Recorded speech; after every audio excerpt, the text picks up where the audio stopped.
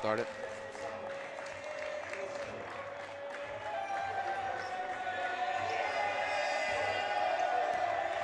Good evening, ladies and gentlemen, and welcome to the Arc Arena on the campus of Baruch College in the heart of Manhattan.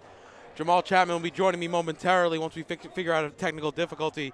I'm David Just, and tonight we have your Baruch College Bearcats against the William Paterson Pioneers, a big out-of-conference game for Baruch, trying to better their 4-4 record after starting out 2-0 within conference. It's been a 3-week layoff since our last game against York College, a nice conference win for the Bearcats, and we are about 20 seconds away from tip-off. William Paterson, on the other hand, come into the game at 5-6 and only 1-4 in the conference, so a big opportunity for Baruch to come out today and better upon what has been so far a back-and-forth season for them. Of course, at 500, however, just the flow of some of their wins and losses, they have not been able to string together any consecutive wins, so they'll start today back from the Christmas break. So tonight, for your William Paterson Pioneers, they're going to go with a 3-forward, 2-guard lineup. At the guards, number 4, George Sapp. At the other guard, number 11, Dominic Mignoni. At the forwards, number 10, Saint Simeon Baybrun. At the other forward, number 14, Sean Smith. And at the third forward, number 23, Herschel Williams. For your Baruch College Bearcats, starting at the guards, it is the Sixsmith brothers. Both Jack and Billy Sixsmith start at the guards, alongside junior captain Bryler Page. At the forward position, number 32, Captain Chimechi Ekekobar. And finally, at the other forward, number 33, Alan Villar. So with the size that they bring in, there should be a great matchup. You're talking about a Baruch team that's extended their size this year, starting 2 guys that are above 6'5", as well as William Paterson also starting guys that are tall and have length in both Baybrun and Smith, both at 6'5", and Williams will bring some size at the 3 at 6'3". We are moments away from tip-off. You're watching Baruch Basketball on YouTube channel, Baruch Athletic Fan. I think it's very, very imperative that Baruch get off to a hot start. You want to see Chima Ekekobar, and the offense start quickly. You want to see Chima knock down some of his shots, but you want to see some of the other guys, the Sixsmith brothers especially, from range, get into a nice little rhythm, and also see what Alan Villar could do out in the post, because we saw last game against York, he was very dominant in the post, coming home with 8 points and 2 blocks. So we are moments away. William Paterson will be in your black road jerseys with the orange trim. They'll be going right to left for the first half, whereas Baruch will be in their home whites, their dark blue trim, going left to right. It'll be Ekekobar, and it looks like Mignoni on the tip.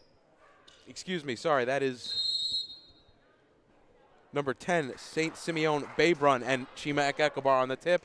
And we are underway here at the Arc Arena. The tip is won by Baruch, corralled by Alan Villar, and Jack Sixsmith will bring it into the front court for the Bearcats. Hands it off to Ekekobar.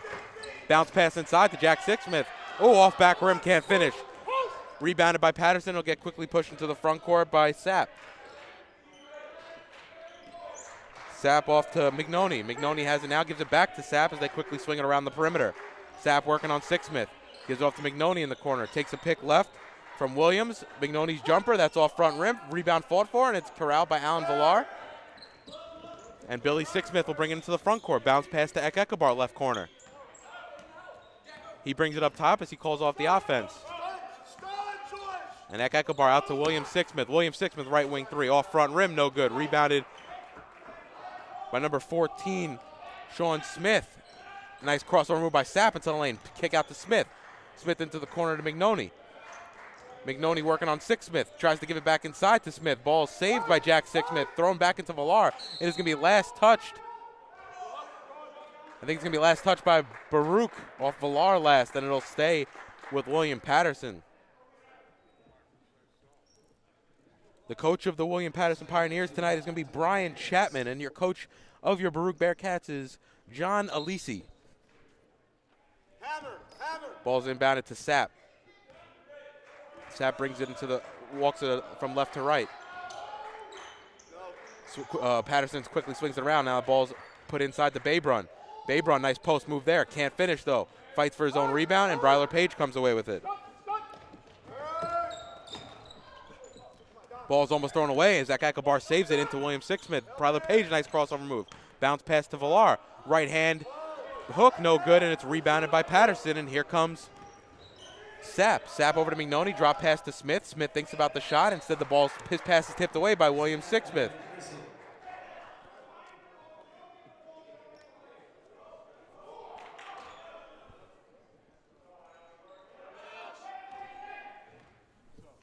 And Sapp has it now. And just now fixing out some technical difficulties alongside me, Jamal Chapman. How you doing today, Jamal? I'm feeling good, David. How's everything? Pretty good. We got a slow start here, but here comes Jack Sixsmith trying to go coast to coast here after the steal and able to finish with the left hand.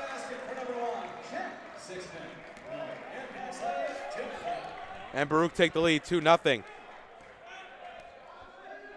So great opportunity here for Jamal for the Bearcats, coming up against a team that's 4-4, and William Paterson definitely could, start the post-Christmas break off on a high note. Back-to-back games today and tomorrow. Right, definitely, especially for the Bearcats right now, coming off their 2-1 in their last 3 games. So right now for them, it's a great opportunity to end off the year on a good note and start back on the winning track. And don't forget to tune in tomorrow as Baruch play Rutgers Camden here at the Arc Arena. Tip-off is at 4 o'clock. We'll be on about 10 minutes before that to give you some pregame action as Baruch have it in the front court now. It's Bryler Page. Takes a pick right from Ekabar. Bounce pass inside. Ball's kicked around. Loose ball. Ekabar's fighting for it. It's going to go off Baruch last, then it'll go back to William Paterson. Unfortunate right there for Ekabar. Couldn't hold the ball on that one. But now the Bearcats will be back on defense and to see where they can get a stop and get back onto the offensive end.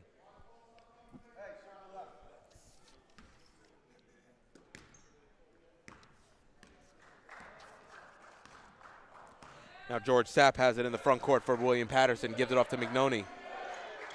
Mignoni over to Smith. He's covered by Page. He drives. Smith looking for the shot. Tries to give it inside to Babrun. Nice spin move there. The left hand. Can't finish, but he'll go to the line to shoot 2. Foul's going to be on number 33, Alan Villar. 2 shots for number 10, St. Simeon Auburn.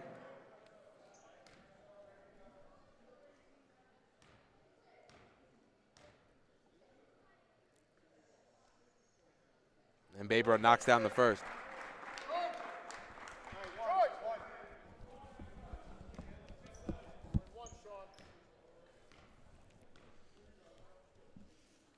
And Babrun on the second, it is good, able to knock down that. So ties it up at 2 with 3 minutes gone here in the first half.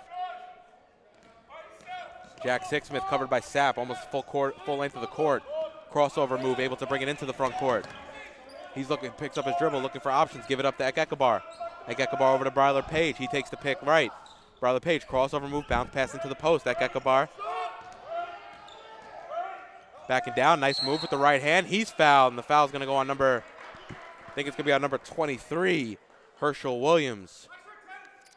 Oh, they're actually going to call the reach on Babrun. That's going to be his first, and it's going to be the Ekabar's first opportunity to go to the line.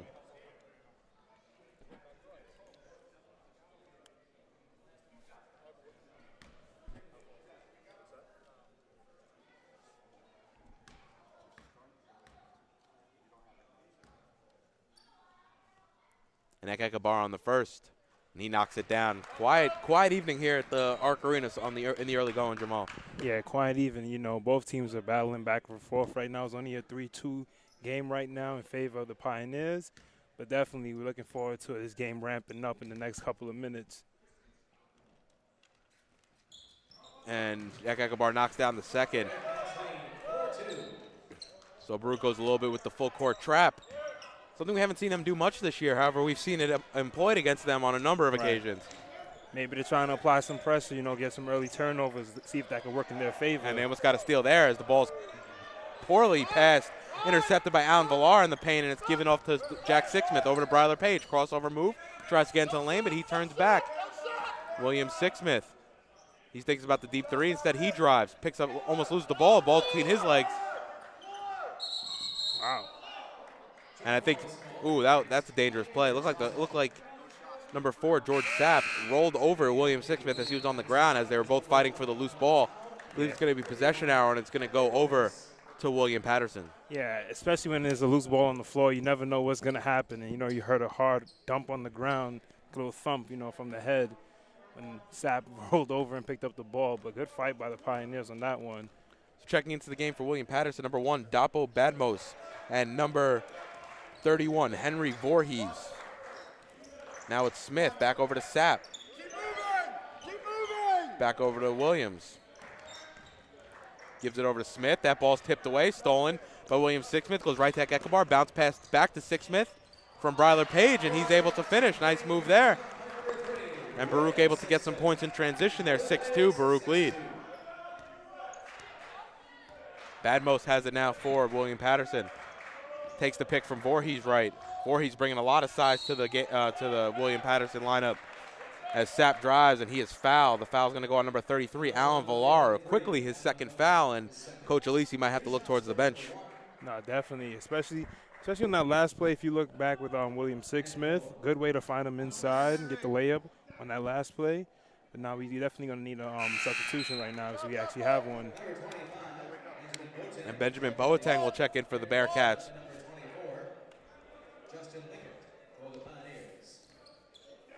Coach Alisi giving Mr. Villar a little lesson on shuffling your feet and keeping your feet moving on the defensive end. Yeah, that's definitely a good way to be active on the defensive end. Especially when you have, the offensive player in that situation, George Sapp.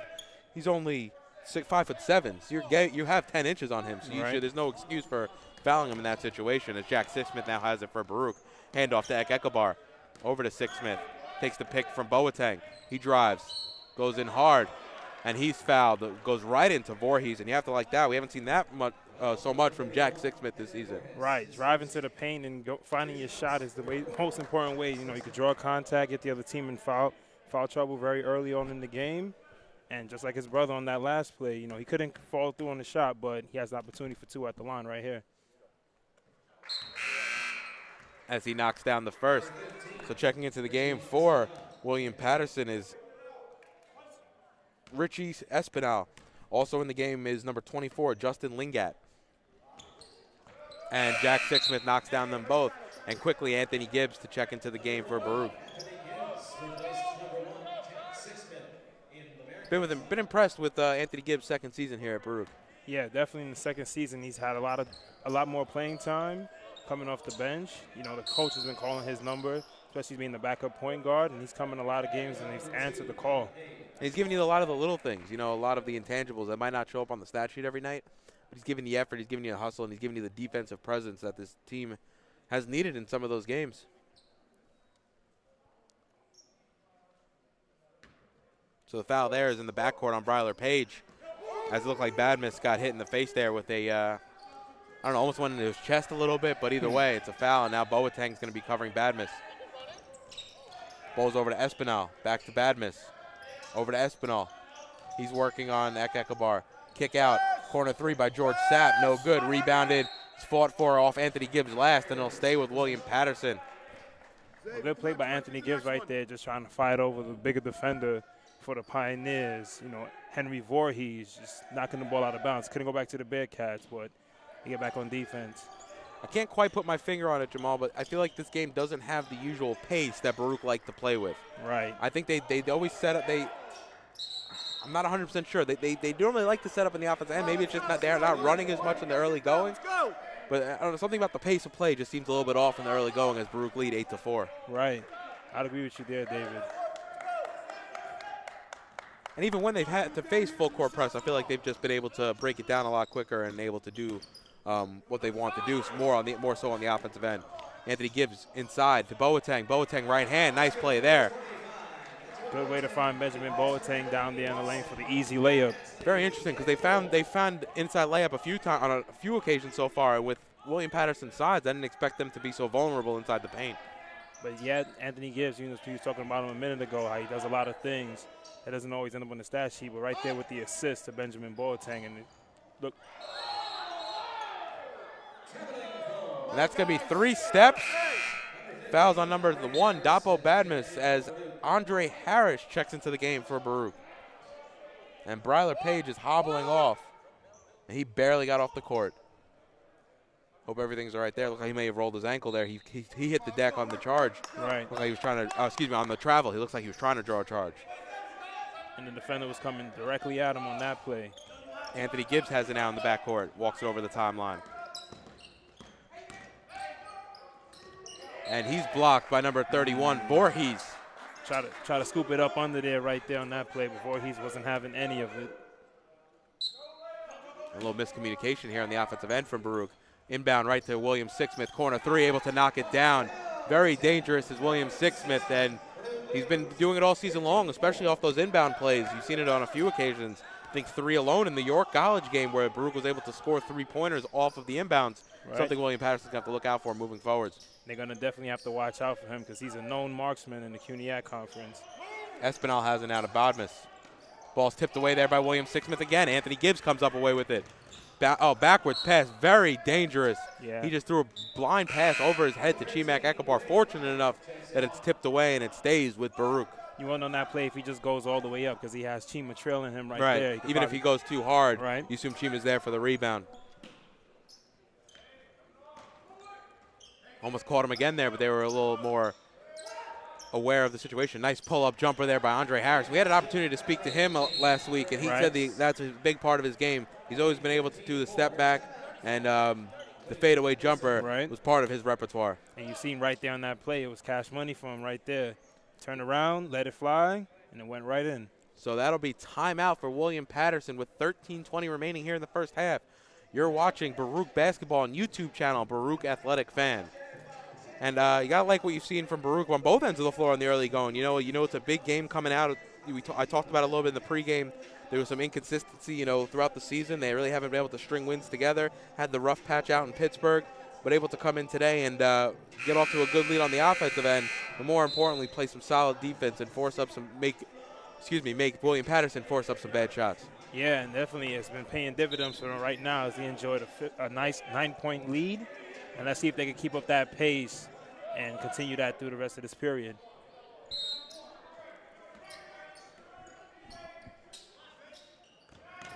So it'll be William Paterson's ball as Espinal has it now for the Pioneers. And Badmus has it now. Checking to the game is actually an old member of the team that has come back. Dwayne Brighty is back on the team for the moving forward. He has a little bit of time left here at Baruch, and he had some eligibility left, so he's going to play the rest of the season with us. Number 13. Step back by Bodmas. Nice move there over Anthony Gibbs. Wow. Baruch lead 15-6. Anthony Gibbs has it now. He's covered by George Sapp. It's going to be an interesting matchup right here. Both tenacious on-ball players. Right. Anthony Gibbs uses the pick from Chimak Ekabar. Pull-up jumper by Gibbs. Rebounded by Voorhees. And Bodmas has it now for the Pioneers. Quickly into the front court. Jumper by Espinal. Nice defense there by Harris as Gibbs rips down the rebound. And he quickly pushes it up into the front court. Andre Harris has it now. Pull-up elbow jumper. No good. Gets his own rebound. He hits the deck hard. As his layup is no good, and it's rebounded there by Henry Voorhees again. And he's been all over the rebound so far in the early going. Bodmas now into the paint. His shot is blocked by number 13, Dwayne Brighty, and they're gonna call it a foul.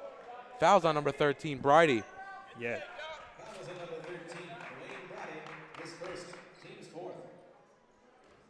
So Dwayne Brighty's 4th year here at Baruch. Didn't have an opportunity to play at the beginning, but has a little more. Didn't play the first half of the season, or not even the first half, the first 8 games of the season, but he's back on the team, and he'll be able to play moving forward. And it's great to always have a veteran presence on the team. Another senior coming back, be able to get a couple games in before the season's out. And he's only him and Chima are the only 2 seniors on the team, so he's now the second senior on the team. So he has that experience from winning the conference championship and then losing the conference championship in the subsequent year and having maybe a little bit of disappointment from last season that will roll over to this year as we are, as Baruch's favored this year in the preseason in the CUNYAC, which is, still has to play out on paper, but it's a nice start at 2-0. Dwayne Brighty has it now over to Ekabar, calling out the play. William Sixsmith, right wing 3, off front rim, no good. That'll be McNoney right into the paint for the Pioneers kick out to Bodmas. Bodmas covered by Brighty. He goes right into the paint, high off the glass with the left hand. Nice finish there. Right now, the Pioneers on a little bit of 6-0 run right now, trying to cut into this lead right here. The Baruch players have to definitely answer on the offensive end on this possession. And Herschel Williams, who's back in for the Pioneers on Chimak Ekabar. Kick out to Anthony Gibbs. He hits the deck. Looks like he either slipped on a wet spot or rolled his ankle a little bit on the landing. But either way, it's ball's back to the Pioneers as they bring it into the front court. Bodmas' jumper over Sixsmith. No good. Rebounded underneath by Voorhees. Over to Williams. Herschel Williams, high floater. No good. Fighting for his own rebound. It's going to be Chimak Ekabar. And it'll go back to Baruch with the possession arrow.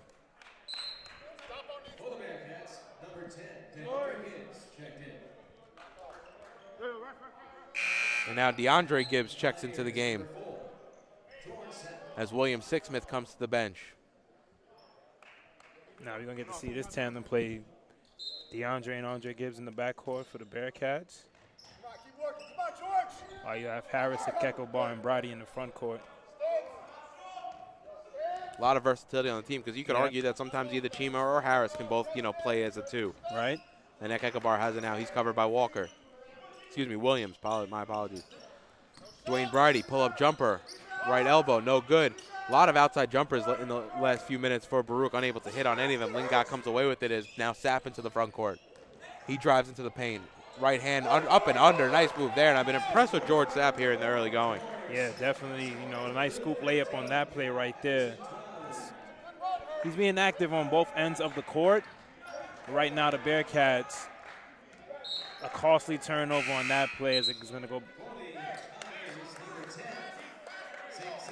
On that play. It went off the Pioneers player just now. The ball will go back to the Bearcats. Just a dangerous play altogether, and we've seen some sloppy play from Baruch since, pretty much the timeout that William Paterson called with about 13.5 minutes. In the last 3.5, William Paterson able to cut back into this game, crawl back into this game, and, make it a 3-point game.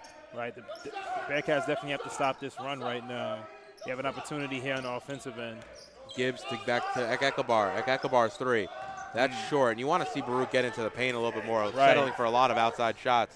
Williams now for the Pioneers. Inside to Baybrun, wide open, able to finish with the right hand, and Coach Alisi wants a timeout, understandably so. And Coach Brian Chapman of the Pioneers is pumped up as his team comes to the bench. With 9:39 remaining, Baruch only lead by 1 now after a 10-0 run from the Pioneers. Baruch 15, Pioneers 14. You're watching Baruch basketball on YouTube channel, Baruch Athletic Fan. That's definitely a way right there for the Pioneers to definitely get a lot of energy going, especially when a 10-0 run, having the Baruch Bearcats on their heels right now. They're only down by 1. The Bearcats here need to find an answer on the offensive end to stop this onslaught that's coming their way. And it was a quick 30-second timeout from Coach Alisi and the Bearcats. I don't think you really have to do anything different. It's pretty much, just everyone kind of gets a smack in the head and saying, get it together and let's not figuratively, of course, but just what's going on out there because it's been a sloppy last 3.5, 4 minutes of basketball for the Bearcats. Right, you could get your team back composed and then maybe drop a simple play, run a nice offensive set, and maybe see if that could convert into some points on the offensive end. And Jack Sixsmith back in for DeAndre Gibbs. Looking for Anthony Gibbs, but instead goes into Andre Harris. Andre, pull-up jumper. Once again, settling for the outside jumpers. Ekabar. And he tries to throw it off Williams. That's no good. The full court pass, though, is intercepted by Gibbs. That was dangerous the minute it left his hand. And McNoney's on Gibbs now for the Pioneers. You see him call a sign to slow it down, see if the offense gets set up right here on this play. Gibbs now takes the pick from Ekabar, but bounce pass those off the foot of Ekabar, and that's dangerous. Still like Ekabar's arm underneath Williams, but he's okay, and he'll go the other way. McNoney, nice bounce pass to Baybrun. Ooh, can't finish with the left hand. Nice passing there by the Pioneers, though. Very impressive. They're definitely finding the open man on each play, and luckily for the Bearcats, that one just rimmed out. George Sapp has it now over to Williams. Looking for Baybrun inside. He says give it off to McNoney. Baybrun now. Nice play off the glass, and that's the Pioneers' first lead of the game as they take a 16-15 lead with 8:15 remaining here in the first half. And riding the heels of a 12-0 run to get back into this game. And there's going to be a handful of subs for both teams as Billy Sixsmith and Benjamin Boateng check in. For William Paterson, Badmiss checks back in. First we see of Peter Martinez tonight. And Espinal checks back in. They're flanked with Babe Brun and Sean Smith for the Pioneers. William Sixsmith has it now. Over to Gibbs, takes the pick from Boateng. Gives it back out. Pump fake, gives out to Jack Sixsmith. He thinks about the shot. He drives, nice pass there to find the open Chimek Ekabar on the weak side. And he's able to lay it in off glass. And you were talking about that a minute ago, David. Bearcats finding a way to get back inside, and on that play, Jack Sixsmith found a Ekabar and was able to convert for 2 points. And ironic enough, we always talk about the Sixsmith brothers, you know, how great shooters they are as the Pioneers miss that straight on three. Jack Sixsmith comes into the front court. Full court, cross-court pass to William Sixsmith. Tries for the reverse layup, rebounded by Ekabar off glass and in. But back to what I was saying is we always talk about how, you know, when they're on the court, watch out for the three. Right. It's almost, you could almost say it's because of them right now that we're getting inside the paint and able to find some open, easy layups. And you see on back-to-back plays, they were able to be aggressive and, you know, convert for 4 points. As Sean Smith knocks down the three, the 6'5" sophomore out of Moraga, California.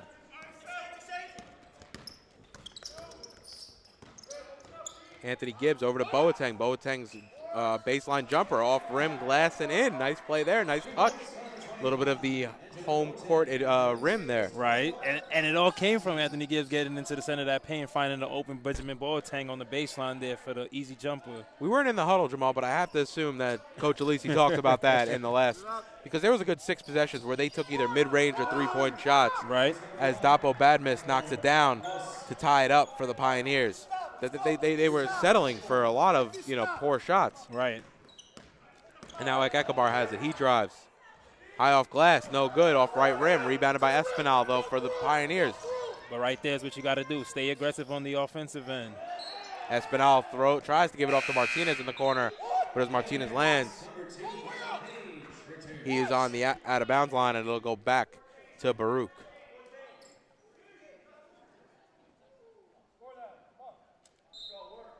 Billy Sixsmith to inbound, looking for his brother. He finds him. Nice behind-the-back dribble there by Jack. And they bring it into the front court. Jack almost loses the handle, but able to recover.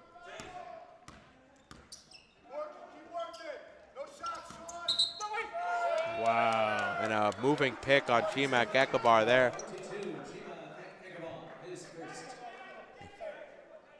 Coach Alisi backing the referees there and having a word with his star man. Yeah, it was definitely not happy with that play. And we're going to have a 30-second timeout by the Pioneers and Coach Chapman. So with 5:59 remaining, Baruch 21, William Paterson 21. You're watching Baruch Basketball YouTube channel, Baruch Athletic Fan.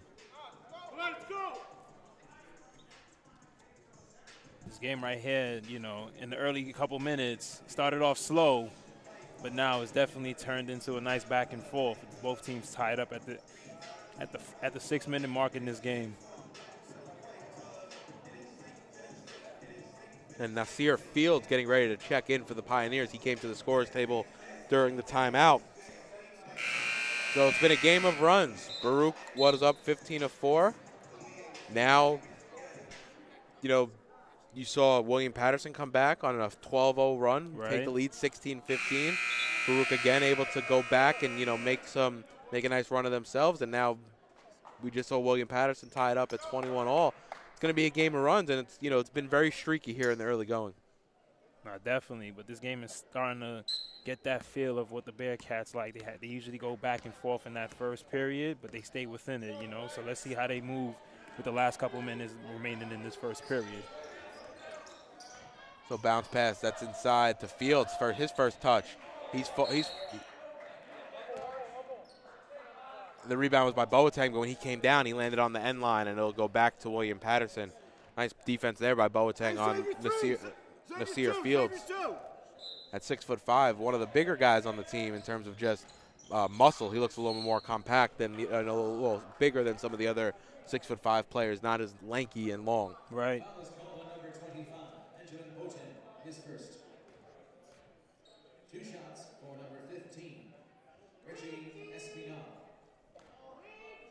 And Espinal at the line now to shoot 2. He knocks down the first.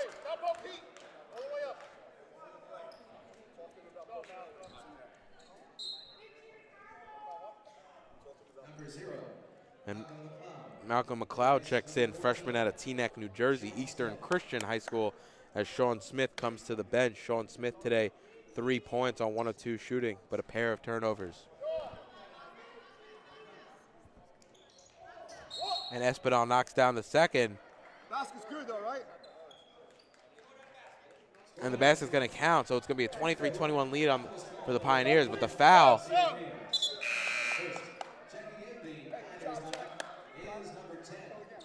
The foul's going to be off the ball, and it's going to be on William Paterson. And right now they're only 1 away from having 7, and they'll be 1-1 for the Bearcats after that point. You look to see if they may get aggressive here and try to get into the paint to draw another foul here.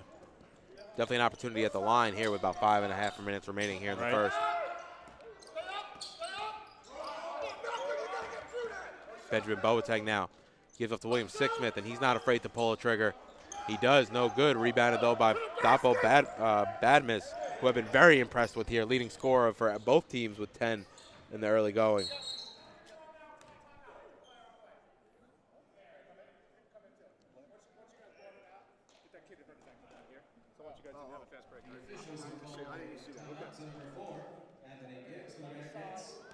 Hey, come on. Nothing you did. And Babrun comes to the bench as number 31, Henry Voorhees, back into the game. Hey, 31! Badmus 31. has it.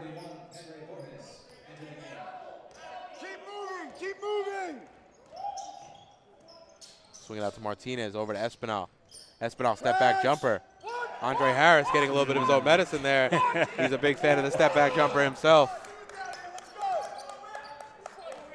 Nice move there by Richie Espinal. Yeah. Quietly having a good game here with 4 points, 2 of 2 from the line and 50% from the field. And Boateng throws the ball away as Espinal dives on the floor, pick it up, tap. Over to Badmus, and now Badmus into the front court. Gives it off to Martinez. Martinez is 3. He knocks it down. That was a high 3.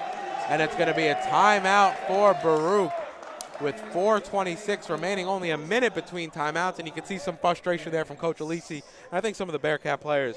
So with 4:26 remaining, Baruch trail 28-21. You're watching Baruch basketball on YouTube channel, Baruch Athletic Fan. It's like that three-point almost touched the ceiling of the arena.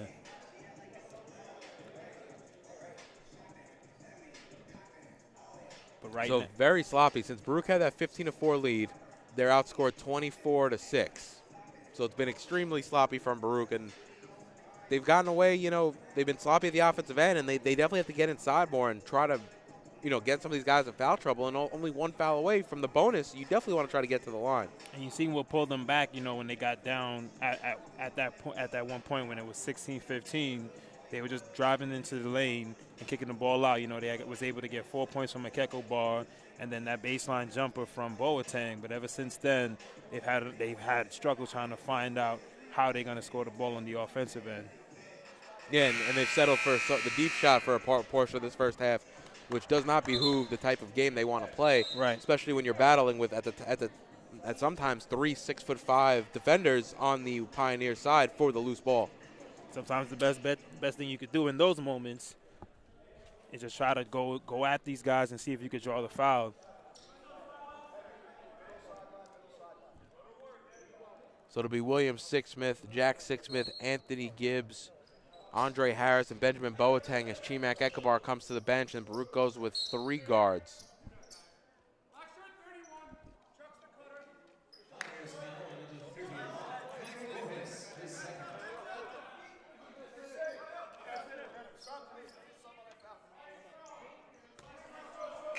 And St. Simeone Babrun quickly to check back in as Henry Voorhees comes to the bench to have a talk with Coach Brian Chapman.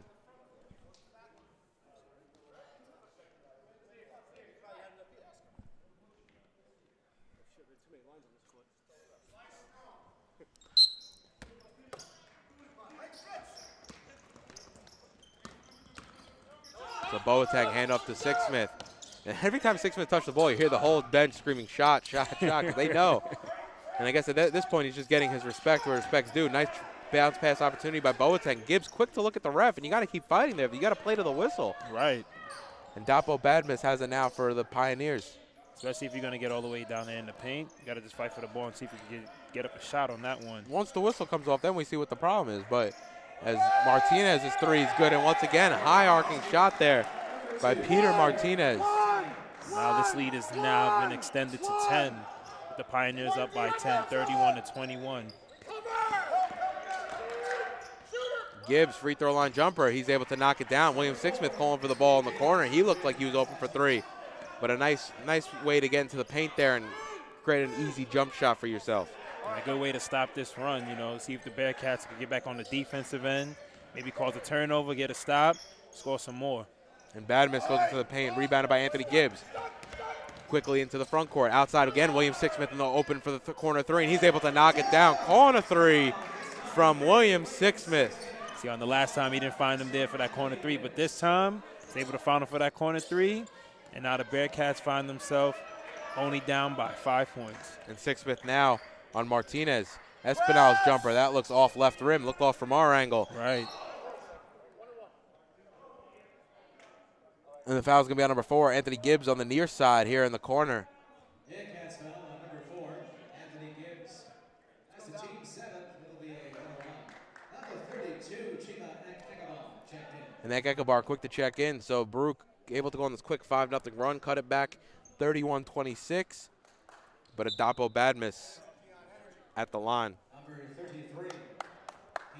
Let's see if the Bearcats, you know, with only 2 minutes and 52 seconds remaining in this game, if they can close this lead, close the gap, and potentially take back the lead, or maybe even tie this game up going into the halftime. You definitely want to avoid a foul situation, especially when, you know, you're fighting for a loose ball in that corner.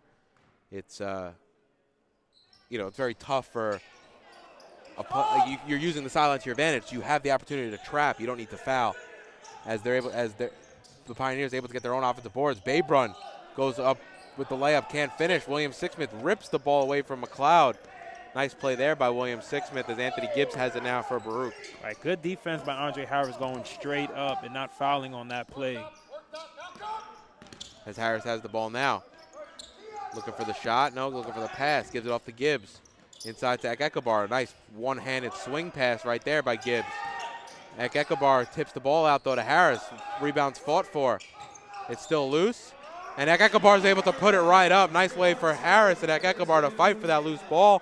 Nice play there by Harris to knock it away, and Ekekabar picks up the loose ball as Harris hits the deck. You got to love the energy off the bench from Ekekabar in that play, and Andre Harris following his shot created that play for the Bearcats on that one. Martinez has it now for the Pioneers. Baruch trail by 3 now, 1:54 remaining here in the half. Peter Martinez fouled by William Sixsmith. William Sixsmith trying to get the behind-the-back block, unable to do so, and gets him on the wrist. And it'll be Peter Martinez to go to the line to shoot 2. But just a minute ago, we've seen the Bearcats down by 10. They're able to cut into this lead to get it down by 3. But you got to love the offensive. You got to love the offensive aggression on the last play, definitely from Andre Harris and Ekekabar, just fighting down low for the offensive rebound and scoring. And that's rare. I mean, even at Division III level, air ball on the free throw by Mr. Martinez. Yeah. I see some heckling from the scarce Baruch crowd, including a few guys up front, letting him know that he airballed that one. Yeah, you do something like that, the crowd will definitely let you know. Doesn't matter how many people are in there. It could be like one person walking by and be like, that guy just airballed the free throw. Jack Sixsmith has it now over to Anthony Gibbs. Dangerous pass there, and it's tipped away. You want on those plays if you just go up and just shoot the floater. Nice play there by Keon Osborne for the Pioneers. Recently checked in to get the steal. But on the other end, the Pioneers throw it away as look like Asani, who just checked into the game, might have been at fault for that turnover. Maybe McLeod, actually. Now Gibbs has it.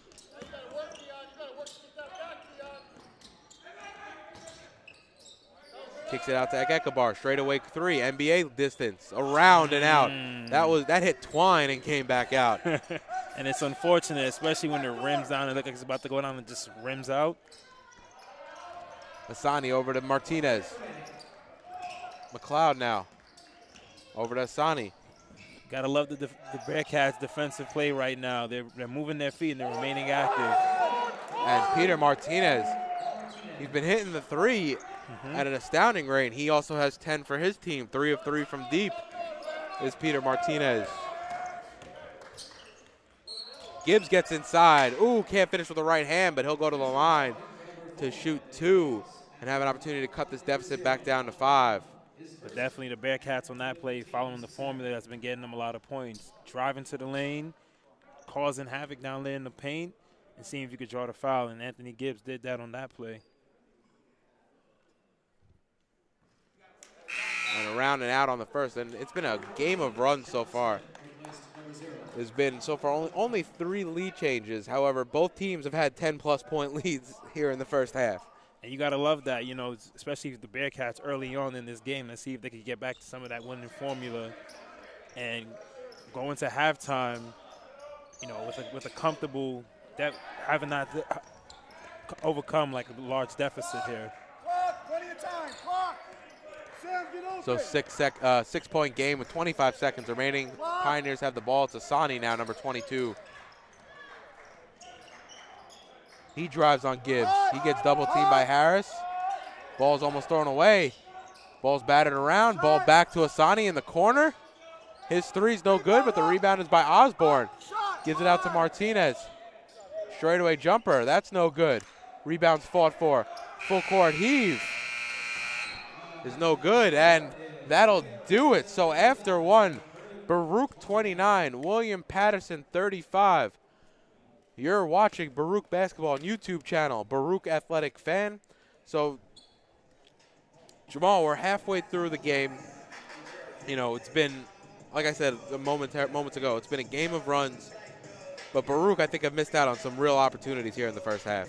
Yeah, definitely. You know, they've been able to cut into this lead, sometimes getting the lead down by 3, sometimes getting the lead to 5 points. But then on the last couple of plays there, you saw the 3 by Martinez that extended the lead for the Pioneers. They're currently up by 6 points. But you got to like the way the Bearcats have not just let up when they've gotten down. They've been able to fight back. They just need to get over that hump and be able to take back and come back and regain this lead. So I think if you're the Bearcats, it's going to have to be all about how you started the game, and that's getting into the paint, creating some outside open shots, but more importantly, being able to get some of those easy open backside layups like we saw Chimak Ekabar on a couple of occasions late here in the half. Or even on that last offensive possession right there for Anthony Gibbs, how he's able to work his way into the paint, stop, and draw the foul. You know, even though he made 1 out of 2, you know, you want to find ways to get back into that paint, because the more that defensive players for the Pioneers then draw their presence inside, you just make more open shots for players like William Sixsmith, Jack Sixsmith. And also Baruch, it was weird because Baruch has relied on that 3-ball for like the middle portion of that half. Yet only William Sixsmith has hit a 3 today at 2 of 5 of shooting, and Baruch as a team is shooting 25% from downtown, whereas on the other side, the Pioneers are shooting above respectable 44% from 3, and that's something Baruch's going to have to limit with Peter Martinez, the star off the bench really right now, 3 of 3 from downtown, 10 points overall. So if they can curb those 3-pointers, they'll definitely have an opportunity and get back into the paint, slow down this game, get some offensive points, and they'll be able to do well. So we've seen Dwayne Brady come back, one of the captains from last year, and then we've also Bryler Page, Chimak Ekabar really giving this team some leadership here late. Ekabar 8 points, Sixsmith 8 points. Bryler Page so far is scoreless, and that's a little surprising. But yeah, that's due to some early injuries on in the game. He's been battling through it, you know, especially early on in the first period when he suffered that ankle injury on that charge that he was able to draw the travel call. And then he tried to come back in later on in the period, but then he had to come back out because the same ankle was bothering him. So injuries have definitely plagued him today. Yeah, hopefully we have a little bit more of an opportunity to see him later, because he could definitely be a difference maker on the offensive end. So far, Bryler Page only 7 minutes in the first half, well below his season average of about 35 minutes per game. But interesting enough, we had an opportunity to speak to Brylar Page this week, and I had an opportunity to sit down with him and get his thoughts on the early going parts of the season. Alongside starting guard Brylar Page of the Baruch Bearcats. Brylar, thanks for joining us tonight. My pleasure, my pleasure. I just wanted to get into about the beginning portion of the season. You guys currently sit at 4-3, 2-0 in the conference. How do you feel that the season started for the Bearcats? I mean, right now, I feel we had a pretty good place. Most importantly, we're 2-0 in the conference, and that's where we want to be going into break. I mean, had a couple tough losses, but we'll learn from them. You now have that long 3-week layoff between games. How do you keep the team in shape, and how do you keep it competitive out here on the practice floor? Everybody just get back in the gym. If you're not doing nothing besides finals, because academics is most important, we take care of our schoolwork. Other than that, we back in the gym like it's regular practice. And you're one of the captains this year, and as a leader during the ups and downs of the early part of the season, how do you keep the team composed and focused for the long stretch? I mean, I just talked to them. It's not a sprint, it's a marathon. So at the end of the day, we just got to keep working. Never get too high, never get too low. And being your freshman year, you guys went to the CUNYAC championship, able to be on that team. How have you been able to take some of that knowledge that you've gotten as a younger player and moved it on to some of the younger players on this current team? I mean, I learned a lot from them guys because when I was younger, I would get frustrated, things like that. And so when I see the younger guys now, it's just I let them know, like, next is always another day. So just keep working, and if you keep putting the work in, then eventually it's going to pay off. And this is your third season on the team. So how do you think that this current team stacks up against some of the other teams that you've been on here at Baruch? I mean, talent-wise, we're up there, but I mean, potential is only potential. We can't just live off potential. We gotta actually get things accomplished, and that's what we're working on right now. Gotcha. And lastly, one of your sayings is wins and losses. After suffering a tough loss this past weekend, how do you look to bounce back as a team, and what are some of the things that you tell the guys? Give everybody a couple of days to get their mind right. 24-hour rule. So either we win or we lose. At the end of the day, it's still another day. We still got to get back to work, and that's the most important thing, working daily, day by day. And if we work day by day, we accomplish our goal. All right. This is Brylar Page, starting guard for the Baruch Bearcats. Thank you for your time. Thank you.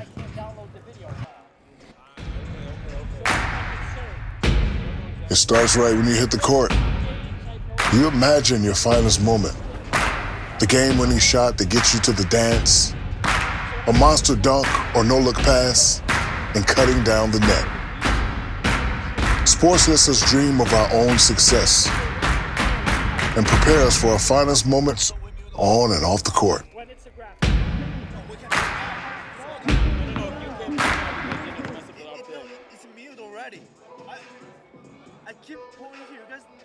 For the love of the game, but for those of us who are Division III student athletes, it's more than that, a lot more. Sure, the game is important, but as we work so hard to build both mind and body, it's more about team. That is why NCAA Division III teamed up with Special Olympics, and in giving the gift of sport to those for whom it seemed an impossible dream, we are working to make this a better world. Help us keep that dream alive. You can make a difference.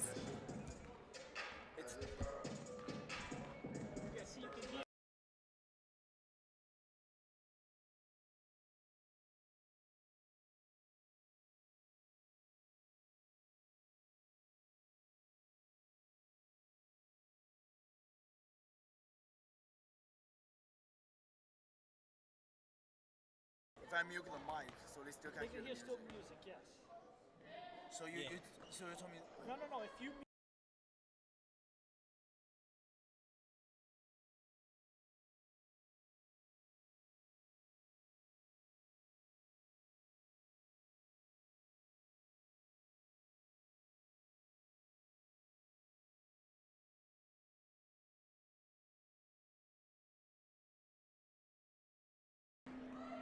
and then you just send across the So what if it's two?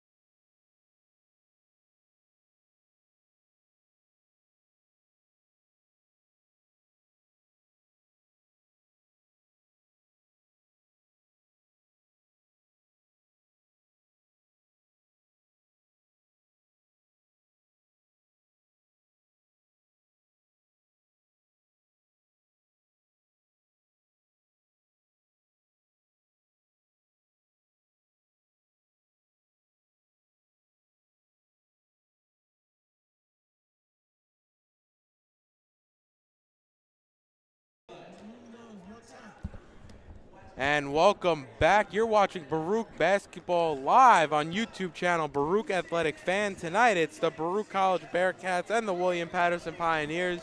We're about 4.5 minutes away from the start of the second half, and the Pioneers, Jamal, have a 6-point lead, giving Baruch a little bit of work to do here in the early going of the second half. Yeah, definitely. You know, they came out early and they were struggling in the beginning half. The beginning couple minutes of the game, you know, Baruch jumped out to a comfortable 11-point lead, but then they came storming back, and ever since they took the lead, you know, and Baruch and the Bearcats and the Pioneers were able to tie back up, they've enjoyed a comfortable lead, and now they lead by 6 points. But the Bearcats have shown a lot of good things they've done in the first period to be able to come back in this game. So I'm really excited to see what the Bearcats can do coming out of the halftime. And I think the first, you know, we've said this on a few of the games, but I think it holds water in this one as well. The first 5 minutes are going to be huge here in the second half, because it's A, can Baruch go on a run of themselves, but B, can they stop some of the runs that William Paterson has gone on the early going, because I think that's just been as detrimental as maybe Baruch, you know, settling for some of those three-pointers and outside jump shots. Yeah, and we've seen early on when they've been able to be aggressive, they've been able to jump out into a very comfortable lead. But through the last couple minutes, through like the half mark, like I said, the 15-minute mark on towards the winding minutes of the period, they usually they usually struggle to be able to sustain that, you know. And there's many different lineups, change and try to keep things fresh, try to do different things. But so far, for the Bearcats, we got to see if that's going to translate into a W today for them. Yeah, and we are about 3 minutes away from second half action. Don't forget to tune in.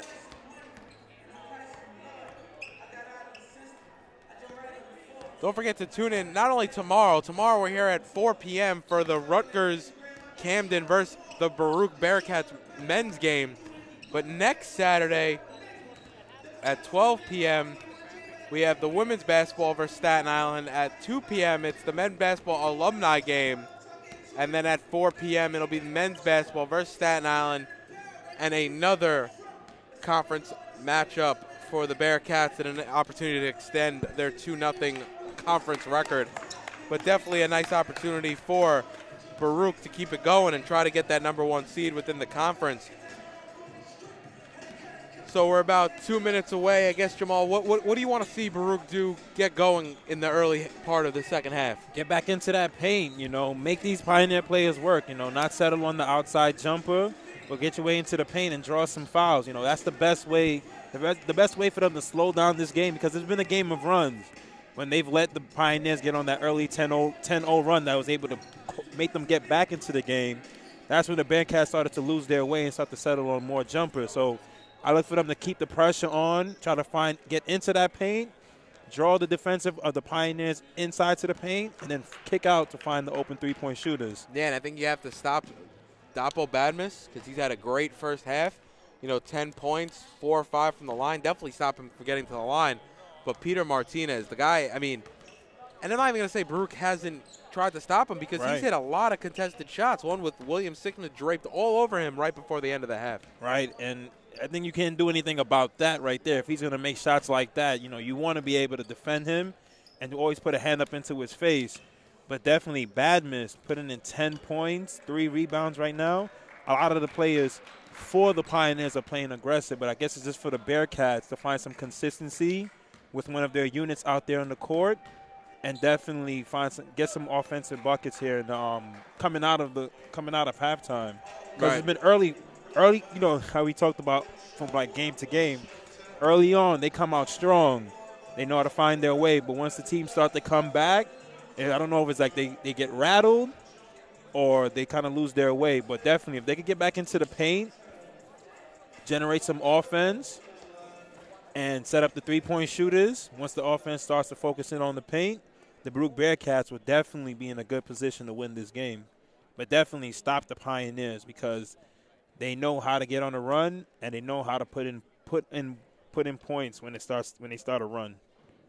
Yeah, and to your point, you got to get inside the lane and able to finish. And I'd like to see Baruch also maybe get the Pioneers into some foul trouble. You know, try to get into the bonus, maybe 8 to 10 minutes left in this half. I know it's a lot to ask for, but if you can get to that bonus and start going to the line, you really, it's free points at that point, and you just have to hit your free throws. So I'd love to see Baruch get to the free throw line. We are moments away from the start of the second half. For the Pioneers, it's going to be George Sapp, Peter Martinez, Dapo Badmus, Herschel Williams, and St. Simeon Baybrun. And for the Bearcats, it'll be your starting five, and we will see Alan Villar back in. Alan Villar of early foul trouble in the first half. He was only able to play 4 minutes in the early going. So it's Alan Villar, Chimak Ekabar, the Sixsmith brothers, and Anthony Gibbs, as Bryler Page has not come back into the game from that first half injury. And quickly, the Pioneers are able to get into the lane and finish with the right hand. Keep working now, keep working. Dapo Badmus again, his name's been called frequently. That's his 12th point. Nice backdoor cut there by Ekabar for the Bearcats. Definitely good play on that. Good play there for Ekabar. Gibbs finding him down in the paint. Baruch Bearcats need to look for their plays down there early and often. Baruch trail by 6, 37-31 as Williams has it now. Over to Sapp. Pick right, he uses it. Now it's over to Baybrun for the Pioneers. Handoff to Badmus.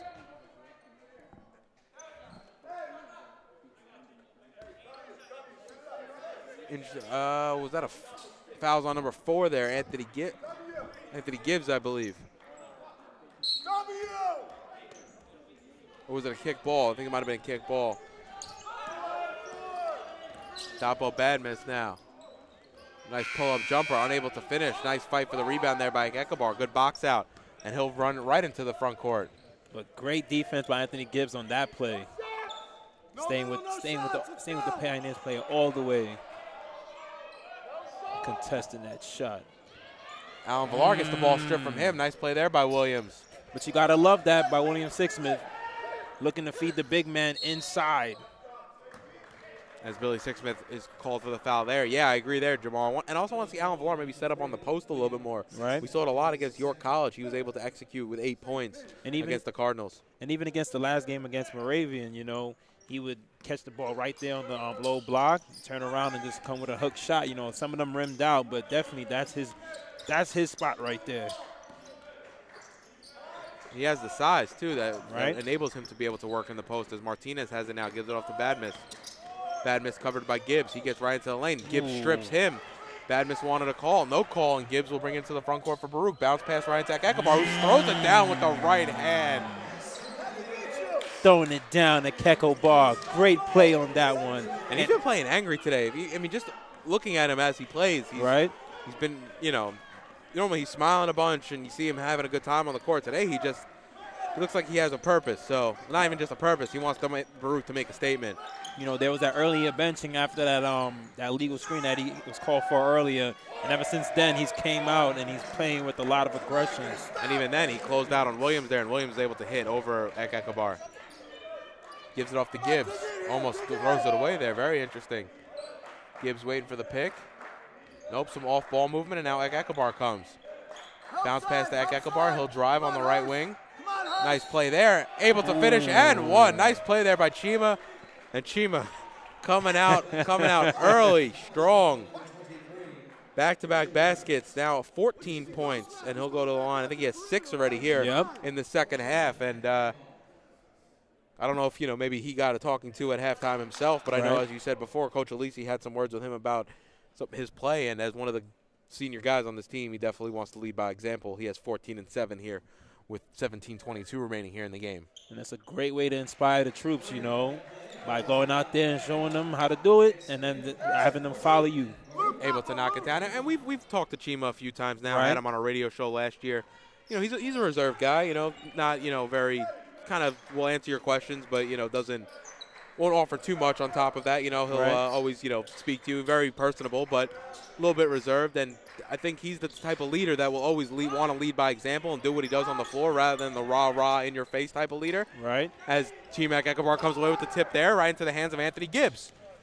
Anthony Gibbs, pull-up jumper. That's no good. And that's the shot we were saying you have to avoid. And now the Pioneers come away with it. If you're Anthony Gibbs, first of all, use more time on the shot clock, but don't go right for that shot as George Sapp on the other end. That was unfortunate for the Bearcats. It looked like they fell asleep on defense on that play. But it's tough because, you know, you might be out of sorts, but it's a waste of possession on the offensive end for the Bearcats when you're taking 18-footer contested jump shots. It was almost like a Westbrook-like shot. Gibbs right into the paint. Babrun, nice block there, able to come away with the loose ball. And the Pioneers bring it to the front court, leading by 6. Bad miss. The foul's going to be on number 4, Anthony Gibbs. His second foul of the game so far. Anthony Gibbs definitely frustrated on the offensive end with that last possession. Now Peter Martinez has it on the right wing for the Pioneers. Step back, and Williams Sixsmith can't give him any space, especially the way he's been shooting in the first half, Martinez. Williams now straightaway 3. No good. Rebounded by Jack. Sixsmith into the front court. Bounce pass to Ekekabar. And it's going to go off Williams last. And Baruch will inbound underneath as number 15, Richie Espinal, comes into the game for William Paterson as number 23, Herschel Williams, has a seat.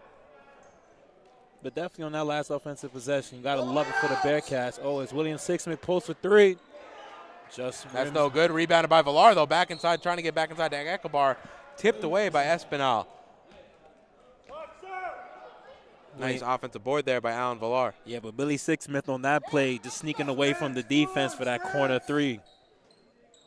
DeAndre Gibbs into the game for Baruch. William Sixsmith again right off the inbounds, and Coach Chapman does not like that at all for the Pioneers, and I can understand why. And that's going to be an offensive foul. Nice play there by Ekekabar, taking it in the chest from Dapo Badmis, and it'll be Baruch's ball underneath. On the offensive end, he's doing it. On the defensive end, he's doing it. He's definitely trying to rally these troops right now. But the Bearcats, early on the offensive end, are looking to push the ball and just find the open man. And they're looking for Chima right now. The last couple of plays, they've gone to him. I'd like to see him run point a little bit, maybe work the pick and roll himself, but as the ball handling guard. Bounce pass to Villar now. He tries to give it inside even more to Ekekabar. And the pass over his head will go out of bounds, and you can see Chima really wanted that one. He had position he could inside the paint. Turned around and just laid the ball up right over Espinal.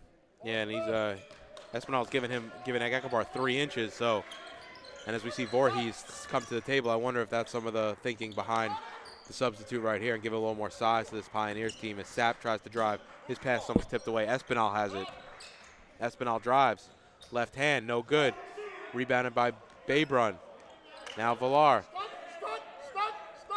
DeAndre Gibbs. His pass tipped away. Took his eye off the ball. George Sapp, and he's able to lay it in.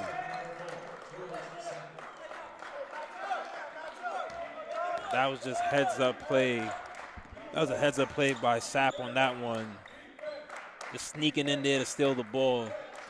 Going coast to coast for the layup. Now Alan Villar has it. Gives it deep out to William Sixsmith, who rattles it home, and that was a deep 3. I'm about to start calling it Sixsmith range. I forget the whole Curry thing because, oh my goodness. This guy hit it, I think, would have been close to the NCAA symbol on our side. Definitely knocking down a tough shot on that play. Now Sapp, and it's over to Espinal. Espinal's jumper is good. Nice left-handed release from the 6'2" senior from Ridgefield Park, New Jersey.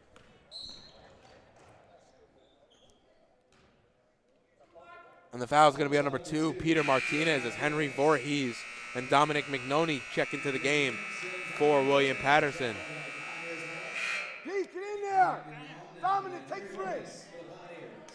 Babrun comes to the bench, as does Dapo Badmis. Right now, the Pioneers and the Bearcats are in a back-and-forth game right now. Baruch is not able to cut into that 6-point lead, though, that William Paterson was holding at halftime. Guard the basket, Henry. Trailing 46-39 with 14 minutes remaining. Pick from Boateng inside to Ekekabar. He's fouled, hits the deck, and he'll go to the line to shoot 2 as his shot goes around and out. Even though Chima's putting up a great effort right now, you know, he's scoring a lot of points for the Bearcats in this second period. You got to wonder where they're going to find more offensive production from the other players. And DeAndre Gibbs on a very short leash after that turnover a few possessions back. He has come to the bench as Anthony Gibbs and Boateng check into the game for DeAndre Gibbs and Alan Villar.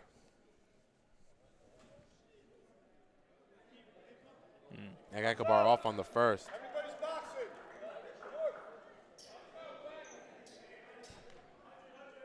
An 82% free throw shooter this year is Chimac Ekabar. Definitely a quality shooter at the free throw line.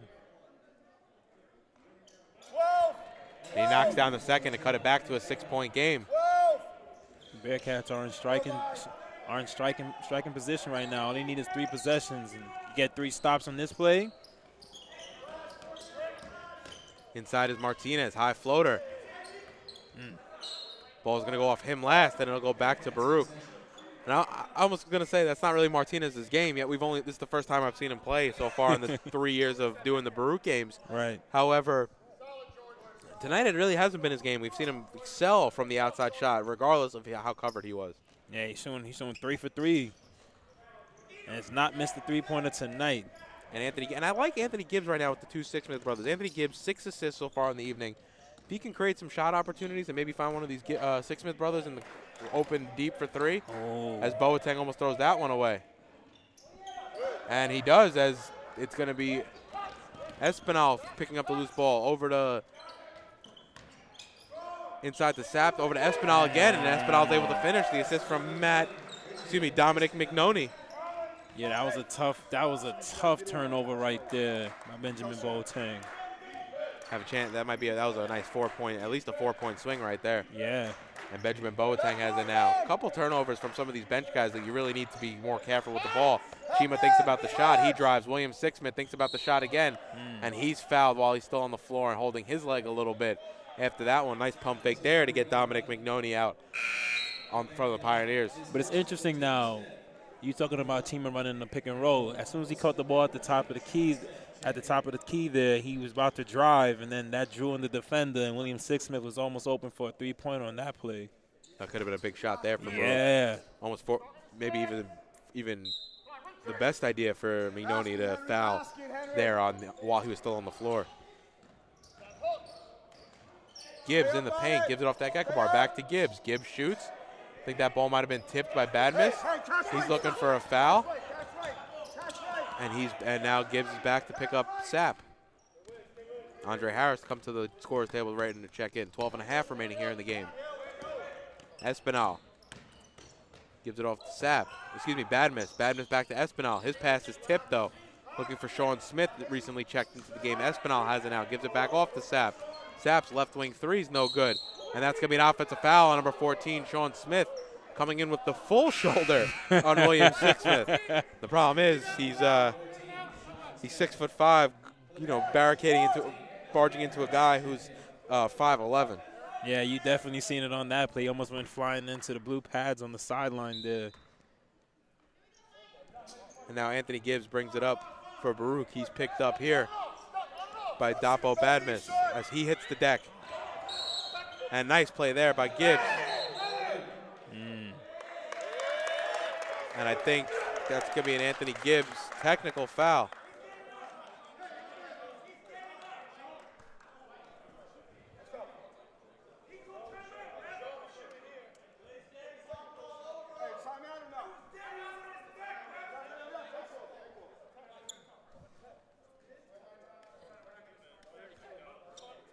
And they're trying to figure it out if it's going to be a timeout or if it's just going to be a technical. That was a very interesting play because it would have to be a timeout or it would have to be a travel pretty much because that technical would not have happened if they weren't fighting for the ball on the ground. That's true.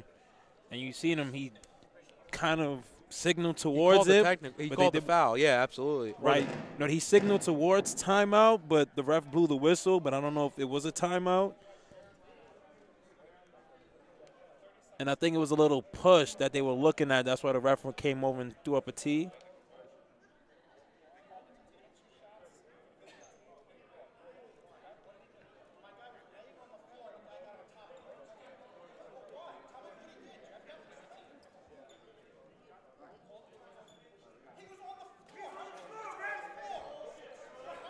And that's a very interesting call because Yeah. Coach Alisi has it. I mean, the guy was already on the floor. The timeout was Mhm. already called. The whistle was blown, and then Badmus goes on top of him. Right. I mean, at that point, you know, what is the player to do? You know, he just wants to get up off the ground, you know. And it's going to be a 2-shot technical, I'm hearing. And it's going to be William Paterson's ball. And I think William Paterson's lucky on this one. I think Dapo Badmus has gotten under some players' skins today and kind of benefits the Pioneers as number 14, Sean Smith, is at the line. You know, Pioneers are trying to play on the Baruch Bearcats' frustrations right now.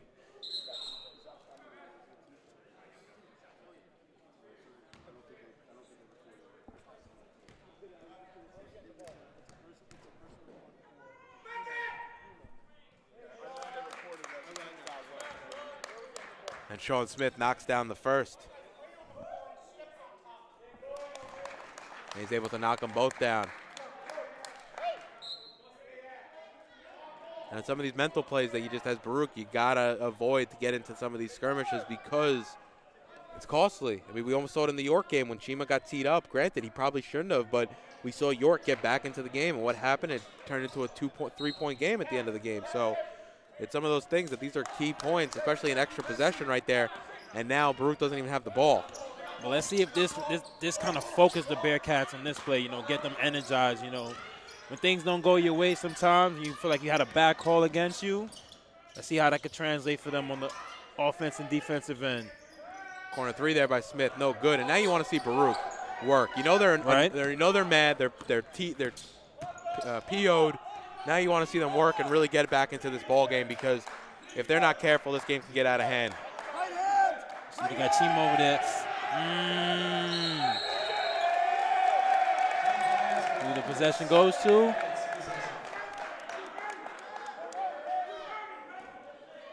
And that's going to stay with Baruch. Nice play there by Chima to tie him up because it looked like the ball was going back to William Paterson, but Chima ripped it away there and was able to get the jump balls. Boateng has it now for Baruch in the front court. I mean, those are the things you're going to have to do to claw your way back into the game. You know, it's going to get ugly.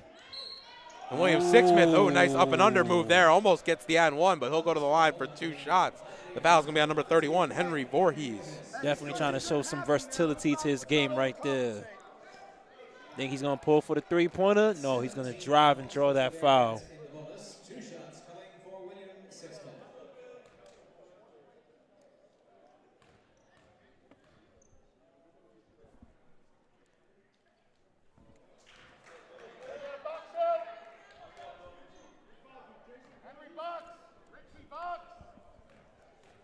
And Sixsmith able to knock down the first and able to knock down the second. And we were talking about it at halftime. It would be key if Baruch's able to get into the bonus. Well, that was the 7th foul for the Pioneers. So you know what that means for the Bearcats? 1-1. I look to see them drive a lot more. Yeah. There should be no reason why we take any outside shots. We should go hard into the lane and creating the contact. Right. The best way to get stuff back in the game is to stop the clock and claw your way back. Terrible shot there by Badmus. Barely hits backboard. And Baruch have it now into the front court. Over to Chima. Hand off to Sixsmith inside the Boateng. No shots. Nice shot there by Boateng. No good, though, by Espinal. Once again, unable to get into that paint where you really want to see Baruch work here. Espinal out to Smith. Closed out by Harris. He's able to knock it down. And that extends it to an 11-point lead with 10.5 minutes remaining here in the game. And with that three-pointer, William Paterson is shooting 42% from the three. The Bearcats definitely going to have to close out on those plays.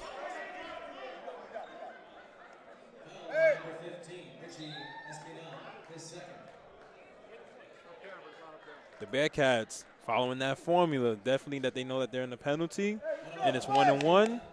To slow down this clock, slowly chip away at that lead.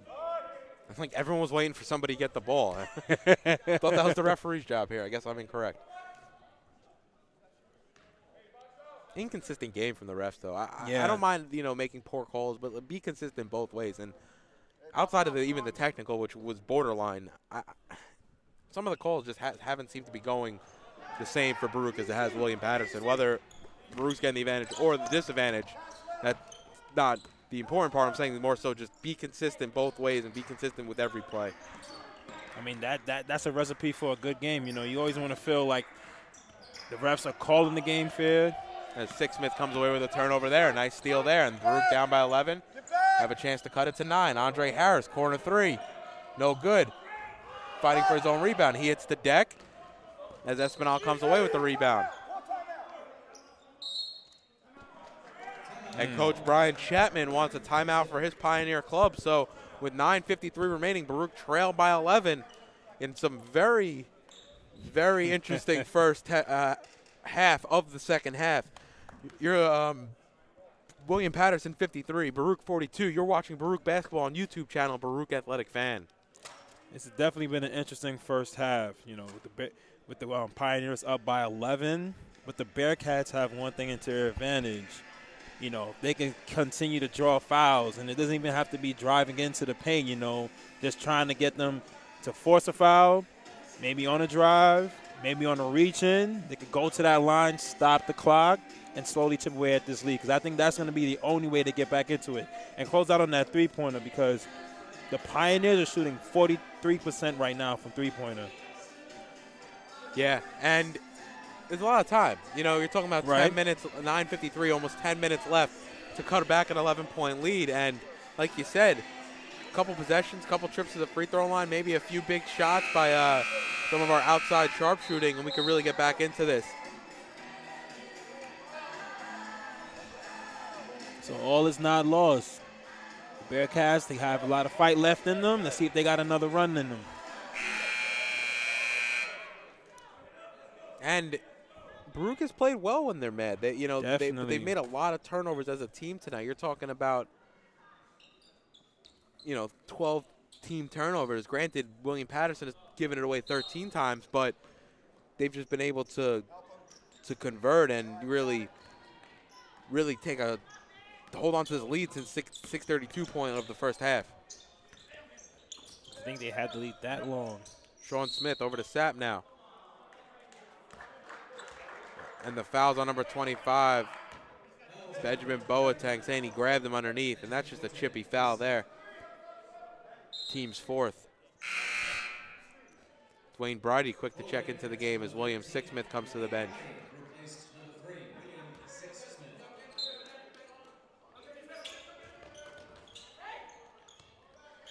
Espinal has it now. Working on Ekabar. Post move, spin move, step back. That knocks it down. Espinal definitely coming in from the first period into the second period as being productive for the Pioneers. Ekabar, nice spin move there on Espinal. And that's just sloppy play. It looked like it was almost a give and go, but both players were in the paint. I would love to see Chima just rise up and try to finish there, because I think he had a good opportunity.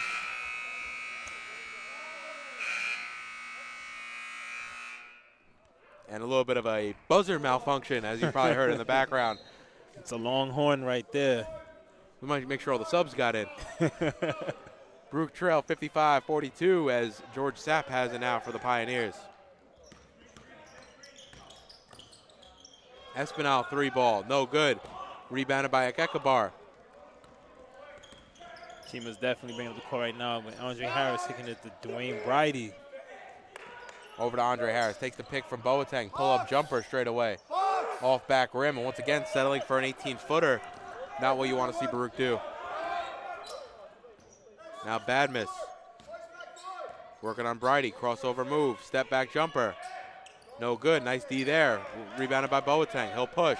Gives off to Ekabar. Ekabar with the right hand, can't finish. Slice back door. Nice move there by Ekabar to get it up right to the rim with the right hand. Yeah, but that's tough right there. You got to find a way to convert on that layup. Baruch only 13 points in 12 minutes of second half action. Definitely have to pick up the pace, pick up the tempo, and get to the free throw line in order to make some shots in order to win, come back in this one. Sean Smith, pull-up jumper. No good, nice play there. Now Voorhees has it. That ball stripped by Boateng. Nice play there. Sean Smith looking down the court. Looking for passing options is Boateng. And now Andre Harris. Crossover move. Pull-up jumper. Knocks it down. There we go. That's his move right there. Crossover, step back, pull up. I'd love to see him take it to the lane, though. I mean, you Right. got the crossover move. You create the space, blow right past him, and finish. And that'll be a timeout for Coach Chapman and the Pioneers. So with 7:34 remaining, Pioneers 55, Bearcats 44. You're watching Baruch Basketball on YouTube channel, Baruch Athletic Fan. And Andre Harris kind of putting some points into a situation where a lot of back and forth, but no real baskets getting scored, especially for the Bearcats. Yeah, and even there's a lot of back and forth. So one thing I wanted to pick up is Alan Villar. You know, we've seen him early in the opening period, but we haven't seen a lot of him since. And the Bearcats are definitely missing Bryler Page. Yeah, I mean, you're talking about a guy that's, averaging about 14 a game, 15 a game. And right now he's been out of that knee injury and only giving you 7 minutes tonight. So with 7:34 left in the final period, if the Baruch Bearcats are going to mount a comeback, they need to get started now because the time is just going to keep ticking and ticking. Yeah, especially with 7.5 left, 11 points. At some point, it's still time to come back in the game, but at some point we're not going to be able to say that anymore as Baruch really needs to start, draining some shots and build off that jumper that Andre Harris hit last possession.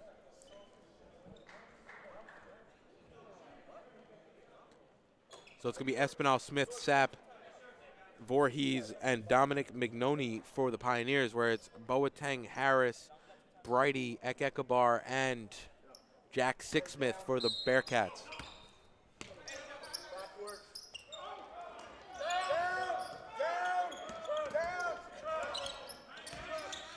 And Baruch trying to force this turnover here. Quickly comes out in the half-court trap. And they're doing a good job at it, confusing the Pioneers.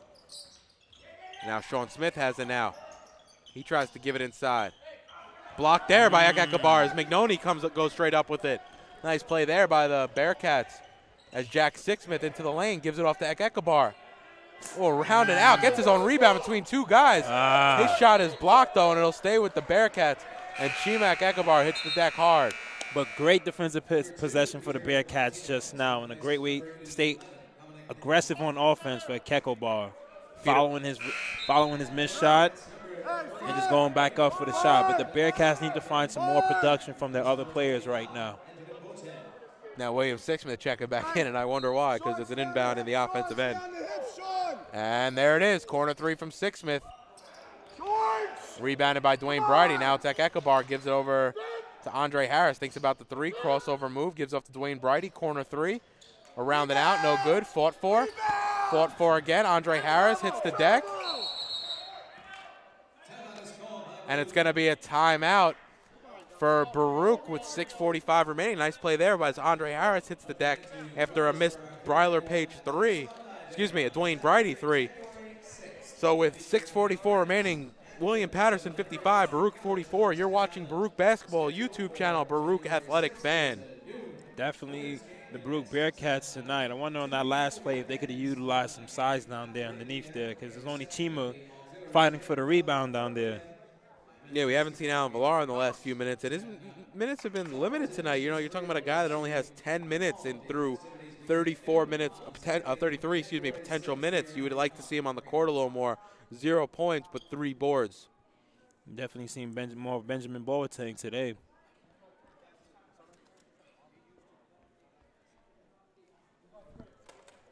But it's interesting to see, the Bearcats now have the ball back, have another possession, 6 minutes and 44 seconds left in this final period. So, just like we said a minute ago, if they're going to start to mount this comeback, they need to start chipping away now and even get back into the offensive, get back into the lane, because they're still in the 1-and-1 situation. They can slow down the clock and have an opportunity for one shot, make it, another shot if they do. And it's just a way to cut back into this lead, because they've been able to get to the free throw line somewhat tonight. You're talking about a team that has a granted, only 6 free throws, but you're shooting, 12 free throws, but you're shooting 75% from the line. So you definitely like to see them get to the line a little bit more here in the last 6.5 minutes. Dwayne Bridey now back out to William Sixsmith. Gives it off to Ekabar. Pump fake, he drives. Gives it even deeper to Andre Harris. He gets blocked, gets his own rebound though. Shima working inside. Ball stripped from him, and now Peter Martinez comes away with it for the Pioneers. It's a little hard right now for the Bearcats. It looks like the Pioneers are just settled into their defense and just waiting for the Bearcats to come into the lane. And I think he stepped out on the sideline here, so it'll go back to Baruch. And this trap has worked for Baruch on the first 2 possessions since the timeout. It's definitely cost a couple turnovers. See if they could cash in on the offensive end. They've struggled there so far here in the second half. William Sixsmith over to Bridey. Bridey drives, kicks it out to Sixsmith. Sixsmith drives, also kicks it out to Andre Harris. Andre Harris also right into the lane. Gives it off to Jack, quickly swinging around. Dwayne Bridey, left wing 3.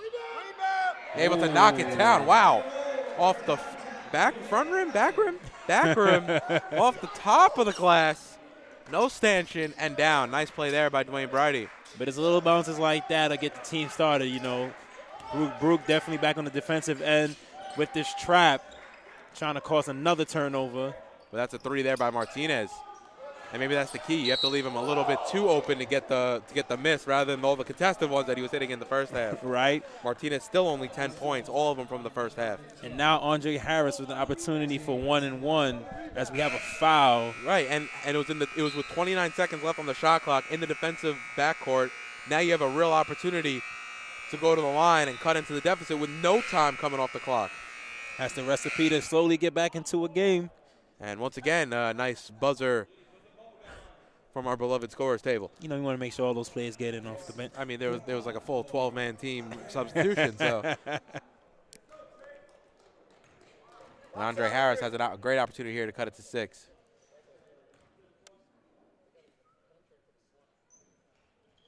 He's good on the first. See, that's the fight in the Bearcats, not giving up. Still have a great opportunity, and they're in striking distance within this game.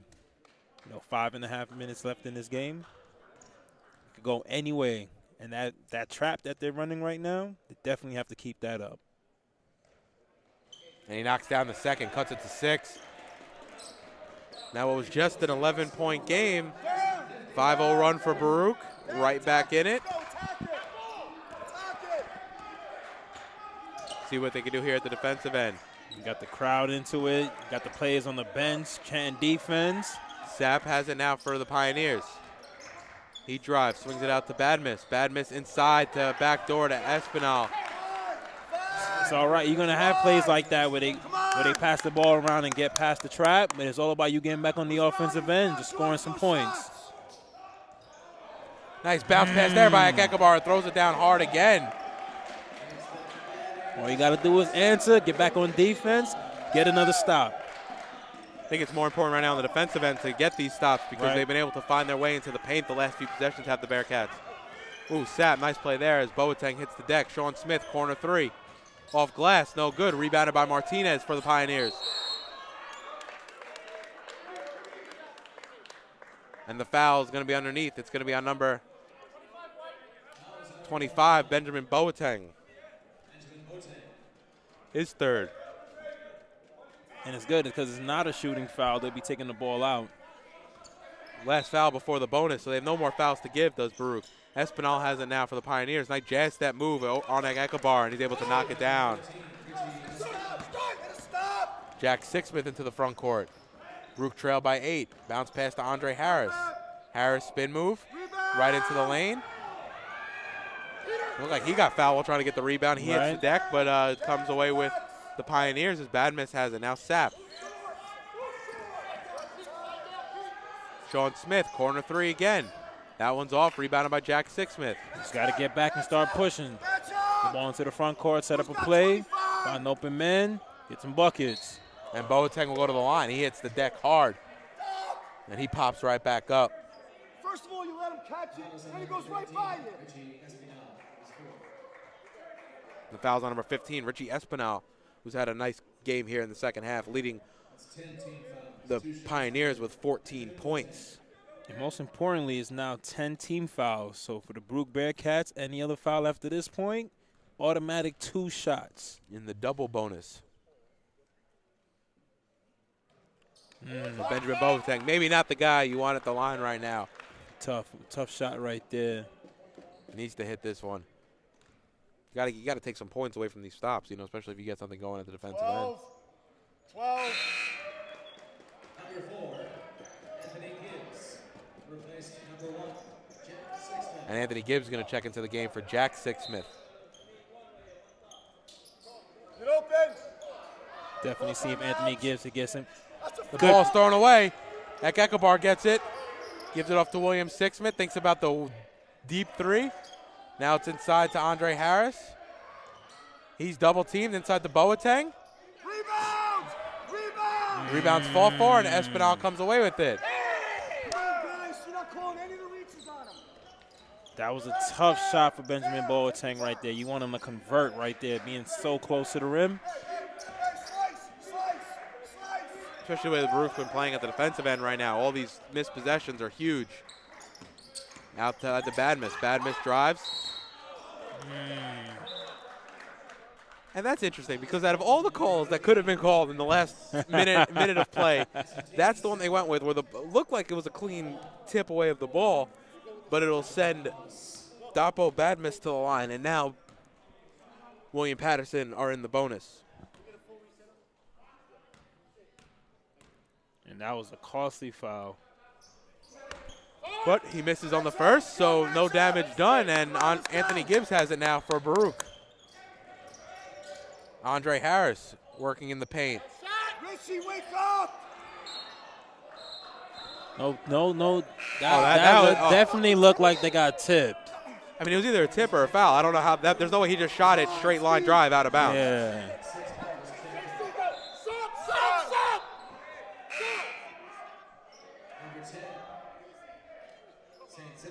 Come on, guys. Jack Sixsmith checks in for Benjamin Boateng for Baruch. Baruch Bearcats right now need 3 quality possessions here. Now Ekabar drives. Richie Espinal, and he's fouled, and that'll send him to the line for 2. And Coach Chapman is livid for the Pioneers. Running up and down the sideline. But most importantly for the Bearcats right now, they only took off 7 seconds off the game clock right there. Chance to cut it to 5 here. Right. I wouldn't mind having Chima at the line, so that works out well. 80% free throw shooter.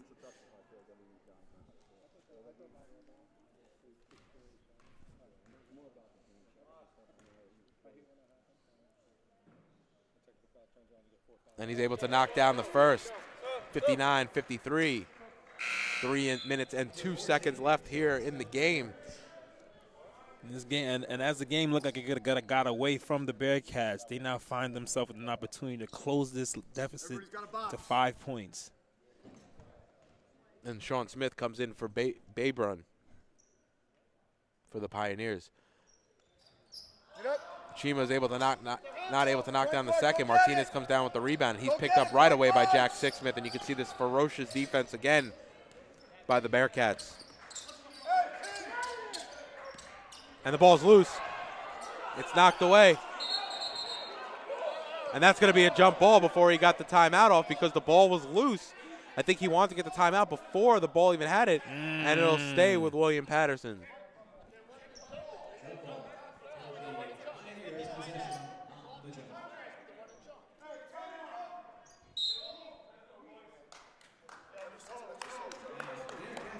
All right. And the Bearcats will call timeout. And Coach Lisi had a point there because it looked like it was a kick ball from the William Paterson, even though they dove on the ground.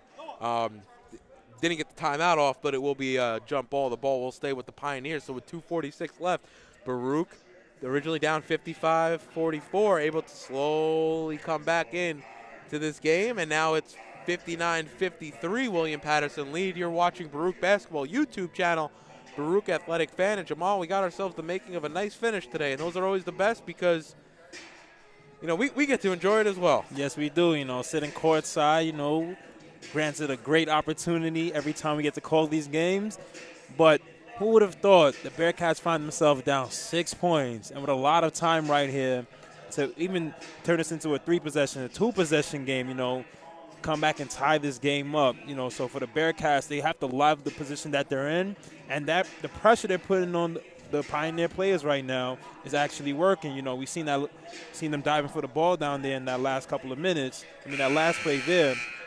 But you have to love the position you're in, but it's just about getting 2 or 3 more quality stops and converting on the offensive end. And, you know, we do a handful of games every year, but something I've noticed that Baruch has done that I haven't really seen done from most teams, including Baruch before tonight, is the half-court trap. A lot of teams run the full-court press, the full-court trap even, but the half-court trap, and I think it's definitely thrown the Pioneers off their game just a little bit here late in the second half. See if they can keep that going. As Badmiss is waiting to inbound, and they're quick back to the trap. Ball's kicked away into the stands as Andre Harris.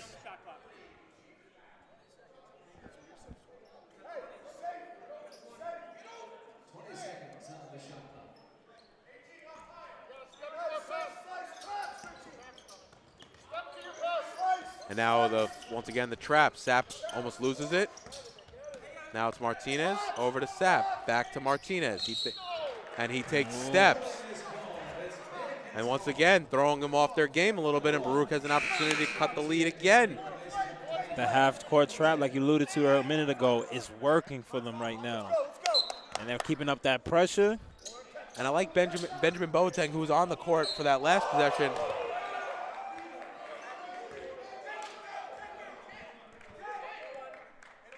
And with only 2 seconds coming off of the clock on that play, Anthony Gibbs will be going to the free throw line. And that's wild because shots. the Pioneers bench jumped up pretty much in the referee's face, and we've seen technicals for a way less. I mean, talk about that dive on that play that Anthony Gibbs got called for that tech early. I guess this is like redemption. Because that was interesting because I thought, I mean, you know, you can't come off the bench and hop up like that, and it's a very precarious situation. I think all the coaching staff on the Pioneer side definitely saw that as well, as Gibbs knocks down the first. Big Bearcats.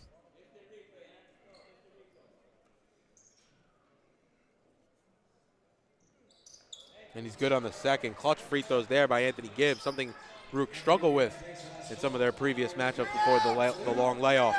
Right. And this game right here has a lot of the same.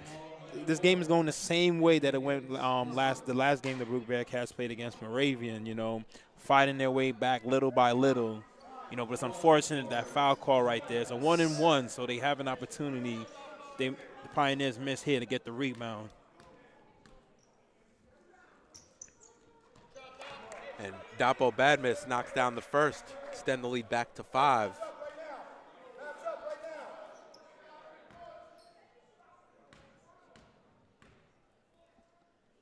And his second free throw is also good. 6-point game as Henry Voorhees quickly to the bench to check in. Again, some size back in there.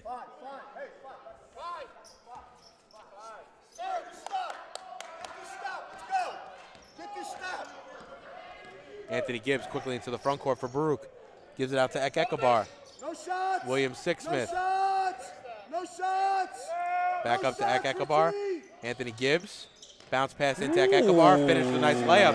Nice pick and roll there by both Ekabar and Gibbs. Gibbs, that is now his 7th assist on the evening to go along with 5 points. And he's also working on 4 fouls, so he must be careful on the defensive end. And a nice pass on that play right there.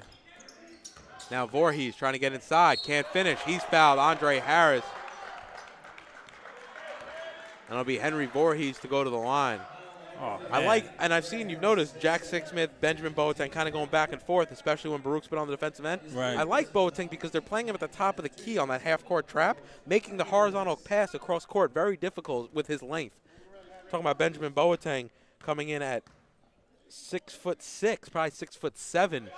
Has extreme reach for his size. Yeah, he could definitely make an offensive play and not see the other player they could throw to, maybe airmail it out of bounds. What a tough call right there for Andre Harris right there. Looks like he got it all ball in that play. The rest thought otherwise. And now Andre Harris himself will bring it into the front court. Guard the ball. Hey, shut up. Shut up. Shut up. Good call there by Brian Chapman because He did not want any tech to be called right there. Because the next word was probably not going to be a nice one by Dapo Badness. And now Baruch has a chance to cut it back to 4 with Anthony Gibbs at the line to shoot 2. 1:45 remaining here at the Arc Arena. We are live on YouTube channel Baruch Athletic Fan at the Arc Arena on Baruch's campus, 25th and Lex in the heart of Manhattan. Now it's getting interesting. Anthony Gibbs good on the first. Able to knock down the second as Sean Smith quickly to check back in. And DeAndre Gibbs, who's been shaky at times tonight, in all honesty, checks back in for the Bearcats. You know what? That's a very good substitution right now at this moment because Anthony Gibbs has 4 fouls, and you don't want to take a chance of him fouling out of this game at this key pivotal moment. Especially the way he's been shooting the free throws. Right? Oh, and they broke down the press. Able to get it, and it'll now be Gibbs on Badmus. Now the Bearcats have gathered. Martinez working on Jack Sixsmith. Now over to Espinal. Espinal working on Ekabar. His jumper, no good. Around and out. Rebounds fought for. Jack Sixsmith comes down with it. Minute 15 remaining here in the game. Jack Sixsmith, crossover move. No shots. Bounce pass into Ekabar. Kicks it out to Sixsmith. Out to Harris. Blocking foul. And Jack Sixsmith is going to go to the line, and Coach Chapman cannot believe it on the Pioneers bench. Now it's 2 shots for Jack Sixsmith. And the rest of the team will huddle up as Jack Sixsmith goes to the line to shoot 2. Definitely. 70s. Jack Sixsmith coming in a 76% shooter. And he knocks down the first free throw. Cuts it to 3 with 1:02 left. Keep playing. You gotta love this. This is why we come to the games. He's able to knock down the second. Clutch free throws by Baruch, where we can see the very exact opposite in some of their previous games before the Christmas break. And no reason to foul. George Sapp almost turned it over there, but gets it over to Peter Martinez. Oh. The foul's going to be on number 1, and it's going to be a 2-shot foul now as the Pioneers are in the double bonus. So it's going to be free throws all the way out from here on because both teams in the double bonus. Now you just wonder if it's going to be a game of free throws now. Both teams looking to just draw the foul. And Peter Martinez knocks down the first. Interesting release from him. We said it before in the first half, but it's such a high release. Like the arc, even coming out of his hand, it's unique. It's unique. Hey, man, it's that rainbow shot. If it goes in, that's all that matters. He's able to knock down the second. 1 rebound. Let's go. 1 rebound. 4-point game, 65-61. William Paterson lead. No fouls. No fouls. And Ekabar has it now. No shots, no fouls. Andre Harris. Stay up. Hand off to Sixsmith. Sean, help. Goes all the way to the basket, able to finish with the left hand. Jack Sixsmith curling all the way around to finish with the left hand. And you got to love that right there, going all the way to the paint and going hard. And Sapp gets the ball in the front court, gives it back up to Badmus. 28 seconds left. And if you're Baruch, do you foul right here? Because you got about a 6-second difference between shot clock and game clock. I'm playing defense. Hopefully we get the rebound. Especially with the Pioneers shooting 85%. I'm playing all the defense and all the way. Fouled George Sapp as he goes into the paint. And he gets fouled. It's going to be on number 3, William Sixsmith. And it's his first opportunity at the line tonight. And he has a chance to put this game away for the Pioneers.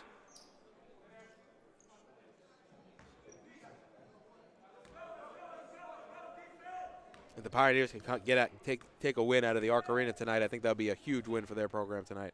Definitely. He's off on the first. This game is getting interesting. Misses the first, and at the most, he could extend it to a 3-point lead. Bearcats have life. They just need to secure this rebound here.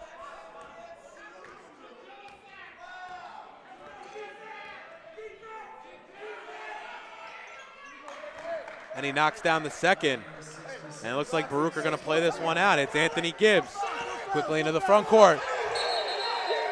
And he throws it away. Anthony Gibbs just dribbles it out of bounds. Safe!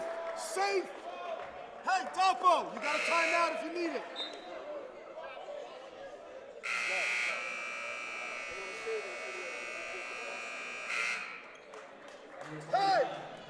Checking into the game is Benjamin Boateng. What a crushing play. The Bearcats need to cause a turnover here, but what a crushing play for the Bearcats. And it's going to be a timeout for Coach Alisi, and I couldn't agree with you more, Jamal. You know, you have the ball, you have an opportunity to tie it, and unforced error might be costing you the game tonight.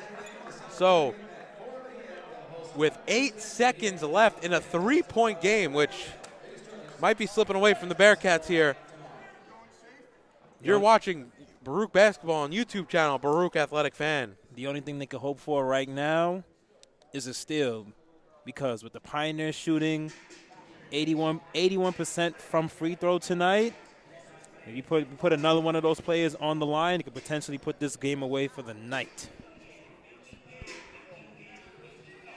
That's got to be crushing by Anthony Gibbs, though, because you have the possession to tie the game. And not even the possession, the opportunity to go to the free throw line and get 4 points for your team to pull them back into this. You know, he played a very big pivotal role up until that point. You know, it's just unfortunate to have that costly turnover in that moment. Yeah. So I think DeAndre Gibbs and Benjamin Boateng will be checking back in for Baruch. Anthony Gibbs and Andre Harris, two key cogs in the offensive side of the game for the Bearcats. But they need a stop right now, and ideally they need a steal off the inbounds. If not, they need a foul right away and, you know, hope for the best with the Pioneers at the free throw line. No, I agree. They need to figure out something right here. But once again, the length of Benjamin Boateng, as we see him right in front of us, and Ekabar double teaming the. And it's going to be Sean Smith. He was fouled, and actually Sean Smith, a very good free throw shooter. He knocked down both the technicals before.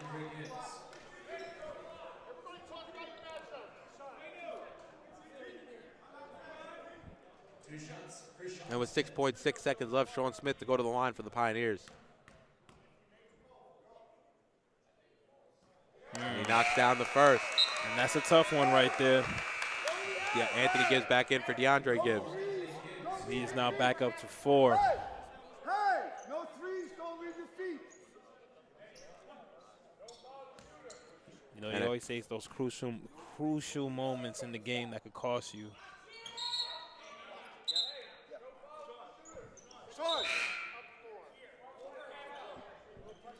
And with 6.6 seconds left, be very interesting as Asani comes back into the game for the Pioneers and Sean Smith comes subs out.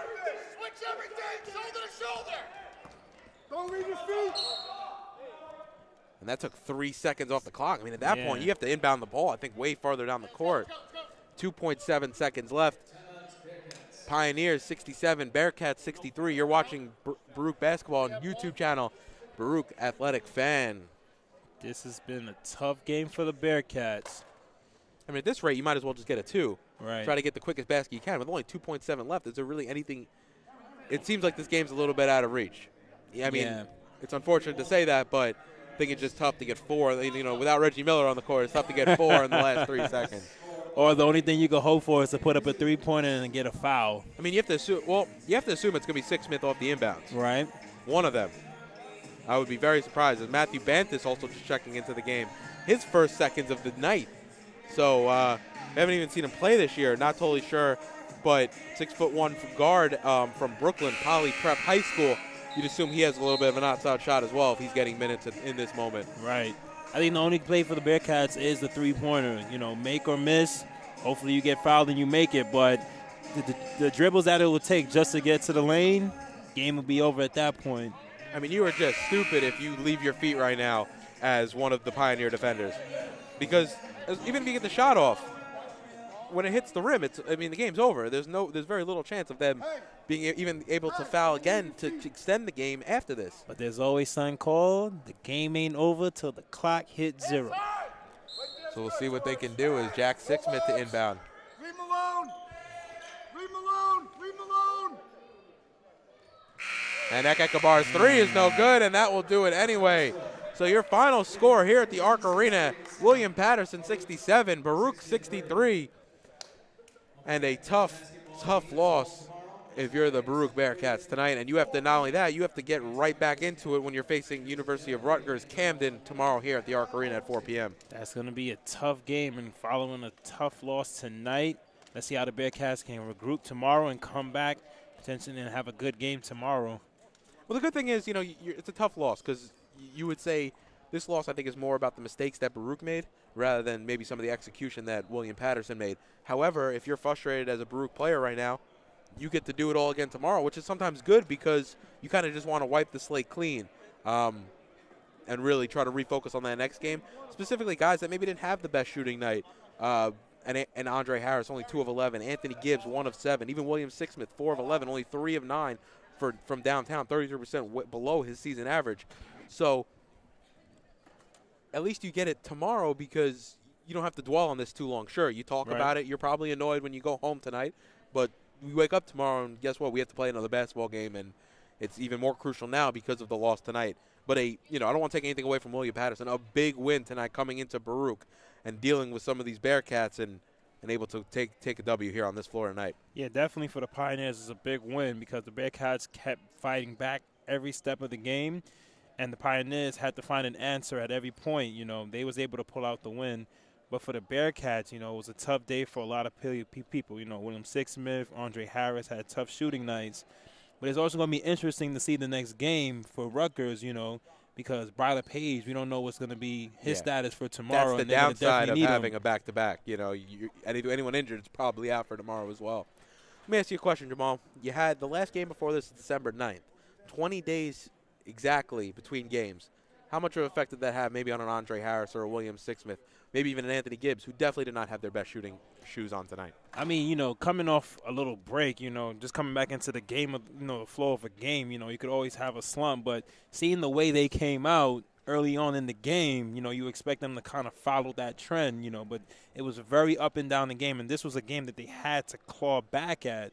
So I don't really know if the layoff really factored in too much, or we have to give credit to the Pioneers because at a lot of points, they really forced the Baruch Bearcats to take tough shots, and the Baruch Bearcats had to fight their way back in the game and play the free throw game later on in the last couple minutes of the second period. And you're talking about a William Paterson team that had the lead for the last 26 minutes and 32 seconds of this game. So they got the lead and they held on to it and were able to run it out without relinquishing it.